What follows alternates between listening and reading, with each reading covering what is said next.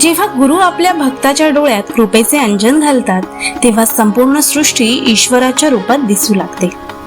1 एप्रिलच्या आजच्या या भागात आपण पाहणार आहोत सोलापूरचे मुकुंद भक्त मौनी बाबा कसे झाले आणि जेव्हा त्यांना कारागृहात कोंडण्यात आलं तेव्हा स्वामींनी कोणता महाचमत्कार घडवला ही प्रचिती शेवटपर्यंत नक्की पहा। नमस्कार, श्री स्वामी समर्थ। आपल्या नित्यस्वामी दर्शन या सिरीज मध्ये आज आपण एप्रिल महिन्याची सुरुवात एका महान आध्यात्मिक क्रांतीच्या कथेने करणार आहोत। सोलापुरात मुकुंद नावाचे स्वामींचे एक परमभक्त होते। ते वारंवार स्वामींना विनंती करत की स्वामी, मला या मायेच्या पाशातून सोडवा आणि मुक्तीच्या वाटेवर घेऊन चला। स्वामींनी मुकुंदाची आध्यात्मिक ओढ ओळखली आणि त्यांच्या डोळ्यात गुरुकृपेचे अंजन घातले। ते एका स्पर्शाने मुकुंदांना ब्रह्मानंद झाला।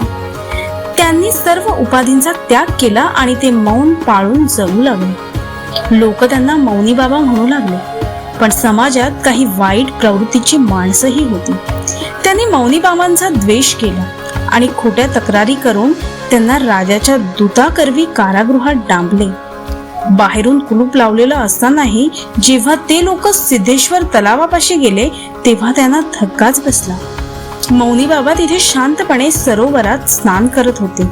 आपली चूक लक्षात येताच ते लोक स्वामींना शरण गेले। स्वामींनी आपल्या या भक्ताला साक्षात ब्रह्म साक्षात्कार घडवून दिला होता।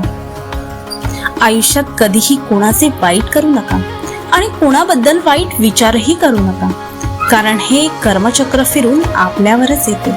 आपल्यातले दोष शोधून ते नष्ट करा, कारण अशुद्ध मन आणि विचार आपल्याला भगवंतापासून दूर नेतात। आपले आयुष्य लोकोद्धारासाठी खर्च करा, त्यातच खरे सुख आहे। स्वामी म्हणतात, भिवू नकोस, मी तुझ्या पाठीशी आहे।